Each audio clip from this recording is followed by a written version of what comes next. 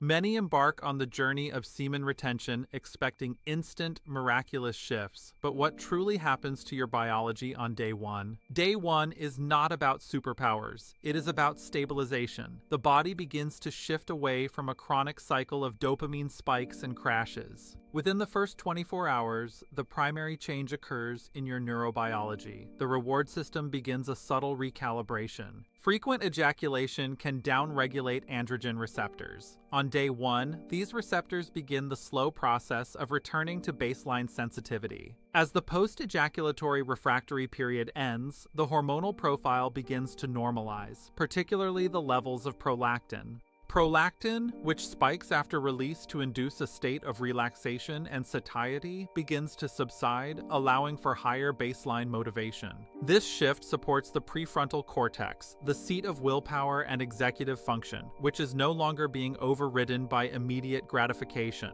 On a cellular level, your body begins to conserve vital nutrients. Zinc and magnesium, essential for enzyme function, are no longer being depleted. The autonomic nervous system begins to tilt away from the sympathetic fight-or-flight stress response toward a more balanced state. Reduced frequency of release correlates with a subtle decrease in systemic cortisol, the body's primary stress hormone. Biological energy is redirected. The intense metabolic cost of sperm production and replenishment is slightly mitigated. While some benefits reported on day one may be psychological, this intent creates a powerful framework for future physiological growth. Increased mental clarity starts as a whisper. It is the result of fewer neurochemical distractions during the early recovery phase. Circadian rhythms may see initial improvement. The absence of a late-night dopamine spike often leads to higher quality REM sleep.